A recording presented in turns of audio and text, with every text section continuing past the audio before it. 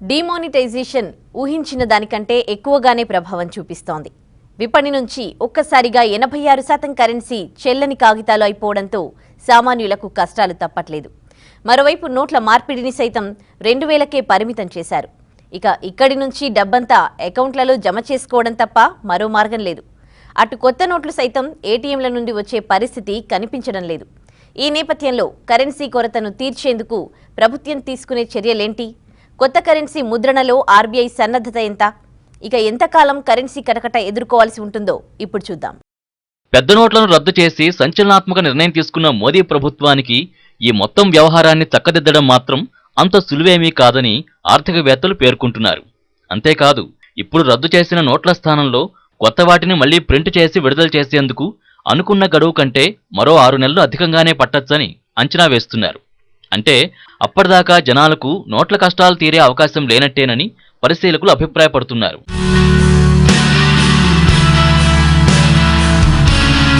నల్లధనానికి check చెప్పడం కోసమని 500, 1000 నోట్లను రద్దు చేస్తూ ఈ నెల 8న మోదీ సర్కార్ హఠాత్తుగా ప్రకటించడం తెలిసిందే. వీటి మార్పిడికి, బ్యాంకుల్లో డిపాజిట్ చేయడానికి ఈ ఏడాది డిసెంబర్ 30 వరకు మాత్రమే గడువు ఇచ్చింది. ఆ తర్వాత 2017 మార్చి చివరి వరకు ఆర్బీఐ వద్ద వీటిని మార్చుకోవడానికి వీలుంది. అయితే పాత 500, 1000 నోట్ల స్థానంలో కొత్త వాటిని ప్రవేశపెట్టాలంటే కనీసం వచ్చే ఏడాది మే నెల వరకు సమయం పడుతుందని ఆర్థికవేత్తలు అభిప్రాయపడుతున్నారు.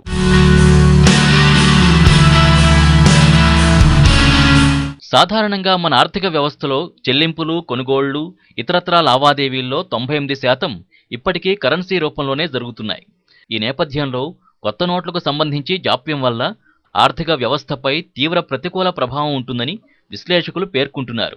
నోట్ల రద్దు కారణంగా ఈ ఆర్థిక సంవత్సరం 3వ త్రైమాసికంలో జీడీపీ వృద్ధి రేటులో 0.5% మేర నష్టపోవచ్చని డాయిష్ బ్యాంక్ ఏజీ అంచనా వేసింది. కరెన్సీ కొరత అనేక నెలల పాటు కొనసాగే అవకాశం ఉంది. ఈ కాలంలో ఆర్థిక వ్యవస్థ వృద్ధికి చిల్లు పడుతూనే ఉంటుంది. విశ్వాసం సన్నగిల్లడంతో రికవరీకి చాలా కాలం పట్టొచ్చని ఆర్థికవేత్తలు అభిప్రాయపడ్డారు.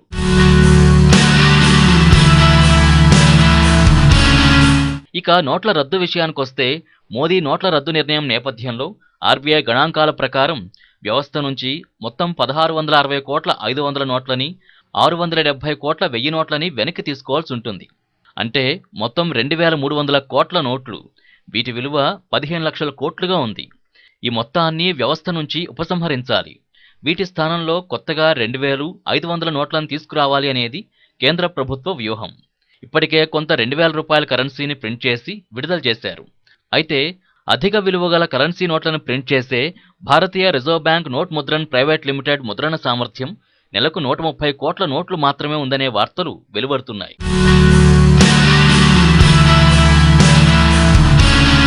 ఇక ఇప్పుడు పనిచేస్తున్న డబుల్ షిఫ్ట్లకి మరో షిఫ్ట్ను జోడించి ఆగమేఘాల మీద పనిచేసినా కూడా 200 కోట్ల నోట్లని నెలకు ముద్రించవచ్చు.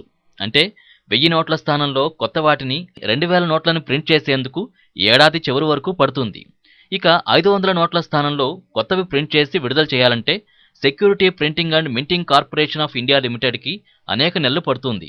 అంటే ప్రస్తుత 500, 1000 నోట్ల డినామినేషన్ నోట్ల విలువకు సరిపడా కరెన్సీని మళ్లీ ముద్రించాలంటే చాలా కాలం వేచి చూడక తప్పదనే వార్తలు వెలువడుతున్నాయి. కొత్త 2000 నోట్లతో పాటు కొత్త 500 నోట్లు కొన్ని బ్యాంకులకు అందుబాటులోకి వచ్చినప్పటికీ అవి ఏటీఎంలలో కనిపించే పరిస్థితి లేదు. 100 నోట్ల కోసం జనం ఏటీఎంలో వేసిన డబ్బు వేసినట్లు డ్రా చేసేస్తున్నారు. కేంద్ర ప్రభుత్వమే స్వయంగా ఏటీఎంలు మళ్లీ సాధారణ స్థాయికి రావడానికి కనీసం 2 నుంచి 3 వారాలు పడుతుందని చెబుతోంది. ఈ నేపథ్యంలో మన ఏటీఎంల నెట్వర్క్ వ్యవస్థ ఏ మేరకు నగదు పంపిణీ చేయగలదు? ఖాతాదారుల నుంచి ఎదురయ్యే ఒత్తిడిని ఏటీఎంలు తట్టుకోగలవా? మౌలికపరమైన ఇబ్బందులు ఏంటి అన్న ప్రశ్నలు ఉత్పన్నమవుతున్నాయి. దేశంలో మొత్తం 2.2 లక్షలకు పైగా ఏటీఎంలున్నాయి. అయితే వీటిలో దాదాపు 30% ఏటీఎంలు సరిగా పనిచేయడం లేదన్నది స్వయానా ఆర్బీఐ అధ్యయనంలో తేలింది. నిర్వహణ వ్యయాలు, లావాదేవీలు తక్కువగా ఉండడం వంటి అనేక కారణాలతో బ్యాంకులు వీటిపై సరిగా దృష్టి కేంద్రీకరించడం లేదు. ఏటీఎంల నిర్వహణలో అలసత్వాన్ని గమనించిన ఆర్బీఐ భారీ జరిమానాలు విధిస్తామని ఇటీవల బ్యాంకుల్ని హెచ్చరించడం గమనార్హం. 10 ఏళ్లు పూర్తయితే ఏటీఎంలని మార్చాలి. అయితే వ్యయం కారణంగా బ్యాంకులు పాత ఏటీఎంలతోనే పని కానిస్తున్నాయి. సాధారణంగా మనకు కావలసిన నగదు మొత్తాన్ని నొక్కినప్పుడు 30 సెకన్లలో నగదు బయటకు రావాలి. అయితే కొన్ని ఏటీఎంలలో అనేక సందర్భాల్లో నగదు బయటికి రావడానికి 5 నుంచి 10 నిమిషాల సమయం కూడా పడుతోంది. ఏటీఎంలో నుంచి నగదు రాకుండానే ఖాతాలో నుంచి నగదు డెబిట్ కావడం, నొక్కిన మొత్తానికంటే తక్కువ నగదు రావడం వంటి అనేక సమస్యల్ని ఖాతాదారులు ఎదుర్కొంటున్నారు. 2016 ఫిబ్రవరి నుంచి మ్యాగ్నెటిక్ స్ట్రిప్ ఉన్న డెబిట్, క్రెడిట్ తదితర కార్డుల జారీని నిలిపివేయాలని, ఈవీఎం టెక్నాలజీ కార్డులను మాత్రమే జారీ చేయాలని రిజర్వ్ బ్యాంక్ ఆదేశించింది.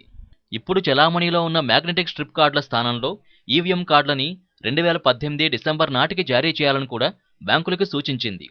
ఈ కార్డులకు అనుగుణంగా కొత్త ఏటీఎంస్ని ఏర్పాటు చేయాల్సి ఉంది.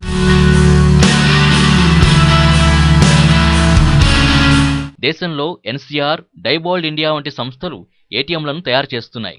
ఇందులో దాదాపు 47% మెషీన్లు ఎన్సీఆర్కు చెందినవే.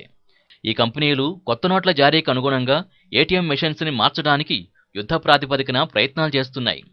ఇందుకు ప్రత్యేక బృందాలను ఏర్పాటు చేశాయి. కొత్త నోట్లతో పాటు 50 రూపాయల నోట్ల జారీకి కూడా తగిన సాంకేతిక మార్పులు జరుగుతున్నాయని సంబంధిత వర్గాలు తెలిపాయి. అధిక శాతం ఏటీఎంలలో పాత నోట్లను తొలగించినప్పటికీ సిబ్బంది కొరత కారణంగా ఇంకా అనేక ఏటీఎంలలో పాత నోట్లు అలానే ఉన్నాయని తెలుస్తోంది. వీటిని తొలగించాల్సి ఉంది.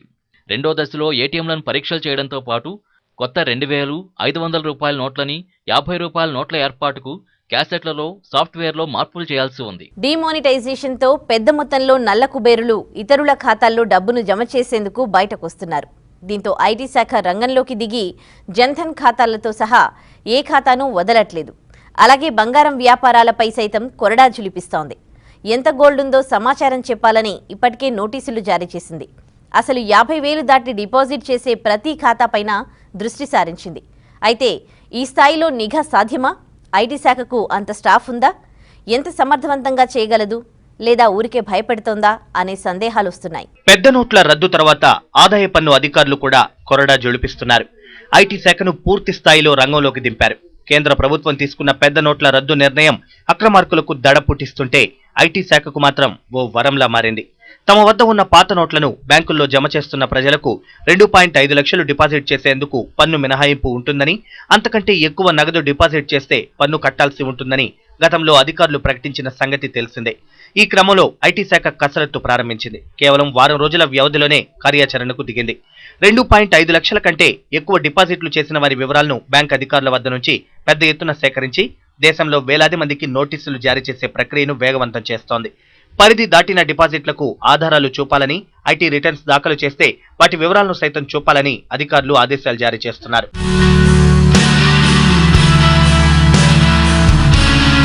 ఈ ప్రక్రియలో భాగంగానే సిక్కింకు చెందిన ఓ కంపెనీకి ఐటీ శాఖ నోటీసులు జారీ చేసింది.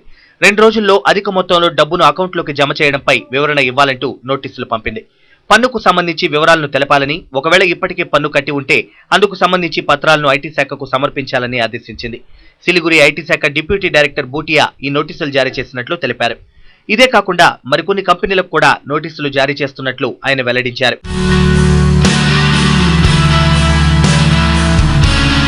ఇక జన్ధన్ అకౌంట్ల దుర్వినియోగానికి సైతం అడ్డుకట్ట వేసేందుకు ప్రభుత్వం చర్యలకు దిగింది.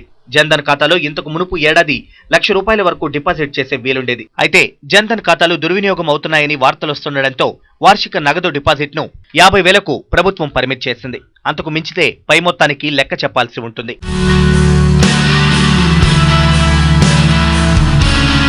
దేశవ్యాప్తంగా నగల వ్యాపారులపై ఐటీ అధికారులు చేసిన సర్వేలు సత్ఫలితాలను ఇస్తున్నాయి. దాదాపు 42 కోట్ల రూపాయల విలువైన లెక్కలు చూపని బంగారాన్ని ఇప్పటి వరకు స్వాధీనం చేసుకున్నారు. దానంతటినీ కూడా పన్ను పరిధిలోకి చేర్చారు. నగల వ్యాపారులు, హవాలా ఆపరేటర్ల విషయంలో కఠినంగా వ్యవహరించాలని రెవెన్యూ ఇంటెలిజెన్స్ వర్గాలను ఆర్థిక మంత్రిత్వ శాఖ ఆదేశించింది. దీంతో ఎన్ఫోర్స్మెంట్ డైరెక్టరేట్ మరియు directorate general of central excise intelligence వర్గాలు కూడా ఆదాయ పన్ను శాఖతో కలిసి సర్వేలు చేస్తున్నాయి. ఇప్పటికే 25 నగరాల్లోని దాదాపు 250 మంది బడా జ్యువెలరీ ఇళ్లు, దుకాణాలు తదితర ప్రాంతాల్లో ఈ సర్వేలు జరిగాయి. గత 4-5 రోజుల నుంచి వాళ్ల వద్ద బంగారం నిల్వల లెక్కలను బయటకు తీస్తున్నారు.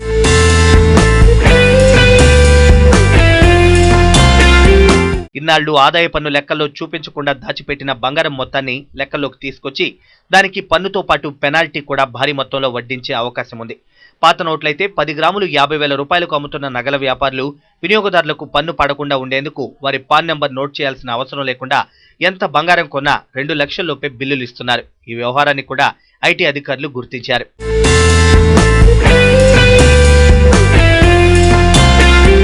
ముఖ్యంగా రియాల్టీ రంగ పెట్టుబడుల్లో నల్లధనం ఎక్కువే. దీన్ని కట్టడి చేయడంలో భాగంగా తెచ్చిన చట్టమే బినామీ లావాదేవీల సవరణ చట్టం 2016. ఇది జూలై 27న లోక్సభ, ఆగస్టు 2న రాజ్యసభ ఆమోదం పొంది తర్వాత చట్ట రూపం దాల్చింది. ఈ నెల 1వ తేదీ నుంచి ఈ చట్టం అమల్లోకి వస్తుందని కేంద్ర ప్రత్యక్ష పన్నుల బోర్డు నోటిఫై చేసింది. బినామీల పేరిట వ్యవహారాలు చక్కబెట్టే వారికి కఠినమైన శిక్షలు, జరిమానాలు పొందుపరిచారు. ఈ చట్టం ఆధారంగా బినామీ అంటే పన్ను కట్టని అక్రమ సంపాదన, అవినీతి డబ్బుతో ఇతరుల పేరిట ఆస్తులను కొనడమని సాంకేతికంగా నిర్వచిస్తున్నారు. అంటే ఆస్తి ఎవరి పేరిట ఉందో ఆ వ్యక్తి దానికి సంబంధించి తనకేమీ తెలియదని, అది తనది కాదని, తాను కొనలేదని ఖండిస్తే సదరు ఆస్తిని బినామీ ఆస్తిగా పరిగణిస్తారు. అలాగే ఆస్తి అమ్మిన వ్యక్తి ఆచూకీ లభించినప్పుడు సైతం దాన్ని బినామీ ఆస్తిగా ప్రకటిస్తారు. అయితే ఇందులో కొన్ని మినహాయింపులు కూడా ఉన్నాయి. జీవిత భాగస్వామి లేదా పిల్లల పేరిట చట్టబద్ధంగా ప్రకటించిన ఆదాయంతో ఆస్తులు కొంటే బినామీ కిందకు రాదు. చట్టబద్ధంగా ప్రకటించిన ఆదాయంతో అన్నదమ్ములు, అక్కా చెల్లెలు, బంధువులతో కలిపి ఉమ్మడి ఆస్తి కొంటే కూడా బినామీ కాదు. అలాగే ఏదైనా ట్రస్టు తరపున ట్రస్టీ హోదాలో ఆస్తులు కొన్నా కూడా మినహాయింపులు ఉన్నాయి.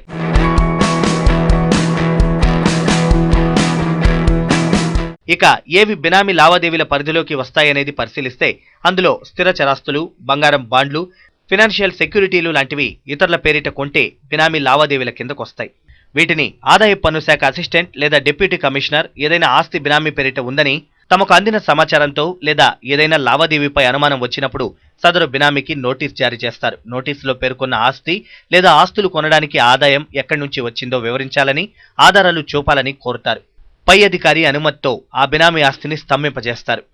తరువాత విచారణలో అడ్జుకేటింగ్ అథారిటీ ఆ ఆస్తిని బినామీగా ప్రకటిస్తే అప్పీలేట్ ట్రిబ్యునల్ను ఆశ్రయించవచ్చు. ట్రిబ్యునల్ ఏడాదిలోపు విచారణ పూర్తి చేసి తీర్పునివ్వాలి. ట్రిబ్యునల్ తీర్పును కూడా సవాల్ చేయదలిస్తే హైకోర్టుకు వెళ్లే అవకాశం ఉంది.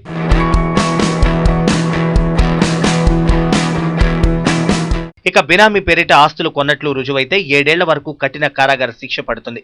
అలాగే సదరు బినామీ ఆస్తి మార్కెట్ విలువలో 25% జరిమానాగా చెల్లించాల్సి ఉంది. ఇలాంటి బినామీ లావాదేవీ గురించి తెలిసి ఇతరులకు తప్పుడు సమాచారం ఇచ్చిన వారికి 6 నెలల నుంచి 5 ఏళ్ల వరకు కారాగార శిక్ష, ఆస్తి విలువలో 10% జరిమానా విధించే అవకాశాలున్నాయి. దీంతో పాటు బినామీ ఆస్తిని ఎలాంటి పరిహారం చెల్లించకుండానే ప్రభుత్వం స్వాధీనం చేసుకుంటుంది. బినామీల పేరిట ఆస్తులు కొంటే డబ్బు చెల్లించింది తానేనని, తన ఆస్తిని తనకు ఇప్పించండి కోరే హక్కు అసలు యజమానికి ఉండదు. అలా కోరడం నిషిద్ధం.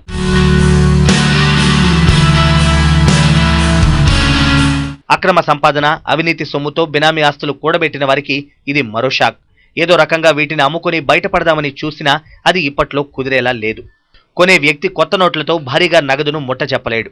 చెక్ ద్వారా చెల్లింపు జరపాలంటే కొనే వ్యక్తి సంపాదన సక్రమమై ఉండాలి. దానికి ఆదాయ పన్ను చెల్లించి ఉండాలి. చట్టం పదునెక్కినందువల్ల బినామీ ఆస్తిని తనదిగా చెప్పుకోలేడు. పత్రాల్లో పేరున్న యజమాని అడ్డం తిరిగి వాస్తవం చెబితే జైలే గతి. శిక్షలకు భయపడి ఇలాంటి బినామీ ఆస్తులు వదులుకోవాల్సి రావచ్చు.